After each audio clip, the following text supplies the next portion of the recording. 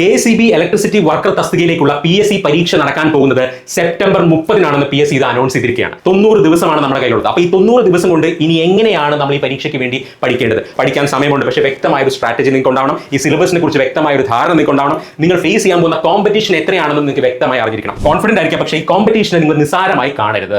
കാരണം എന്താ? ഇത്രയും പേര് മത്സരിക്കുന്നുണ്ട് ഈ പോസ്റ്റിലേക്ക് വേണ്ടി. അത് ഞാൻ പറയുന്നത് ഈ ഇത്രയും പേര് എഴുതുന്നില്ല എന്ന് തന്നെ നിങ്ങൾ വിചാരിക്കാം. ഇതിന്റെ വേക്കൻസി കൂടുന്നുണ്ടെന്ന് വിചാരിക്കുക. എന്നാൽ പോലും ഒരു ആവറേജ് എടുത്തു കഴിഞ്ഞാൽ ഏകദേശം ഒരു പോസ്റ്റിലേക്ക് 15 മുതൽ 18 ആൾക്കാർ വരെ ഓരോ ജില്ലാ അടിസ്ഥാനത്തിൽ എന്ത് ചെയ്യുന്നുണ്ട്? മത്സരിക്കുന്നുണ്ട്.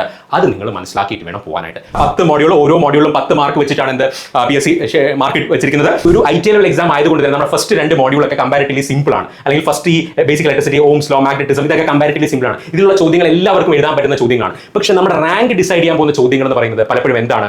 ഈ പറയുന്ന സ്റ്റേറ്റ്മെന്റ് ടൈപ്പ് ചോദ്യങ്ങൾ, ചെറിയ ന്യൂമറിക്കൽ പ്രോബ്ലംസ്, കോൺസെപ്റ്റ് ബേസ് ചെയ്ത ചോദ്യങ്ങൾ. അപ്പോൾ ഇതൊക്കെ എന്താണ് മീൻ ചെയ്യുന്നുള്ള വ്യക്തമായ ഒരു വീഡിയോ ഞാൻ ഇനി ചെയ്യുന്നുണ്ടാവും. പക്ഷേ നിങ്ങൾ മനസ്സിലാക്കേണ്ടത് ഈ സ്റ്റേറ്റ്മെന്റ് ടൈപ്പ് ക്വസ്റ്റൻസ് പല കുട്ടികളും ഈ പരീക്ഷ കഴിഞ്ഞിട്ട് എന്നെ ചോദിക്കുന്നുണ്ടായിരുന്നു, നമുക്ക് സ്റ്റേറ്റ്മെന്റ് ടൈപ്പ് ക്വസ്റ്റൻസ് ആണോ കൂടുതൽ പഠിക്കേണ്ടത്? നിങ്ങൾ ആദ്യം മനസ്സിലാക്കേണ്ടത് സ്റ്റേറ്റ്മെന്റ് ടൈപ്പ് ക്വസ്റ്റൻസ് നമുക്ക് പഠിക്കാൻ പറ്റില്ല. സെപ്റ്റംബർ 30 നിങ്ങളുടെ ഒരു ഇമ്പോർട്ടന്റ് ഡേ ആണ് ജീവിതത്തിൽ. അത് കഴിഞ്ഞിട്ട് നിങ്ങൾക്ക് ഇതെല്ലാം ചെയ്യാം, അത് കഴിഞ്ഞിട്ട് നിങ്ങൾക്ക് കറങ്ങാൻ പോകാൻ എല്ലാം ചെയ്യാം. പക്ഷേ ഇതെല്ലാം സെപ്റ്റംബർ 30-ന് ശേഷം മാത്രം.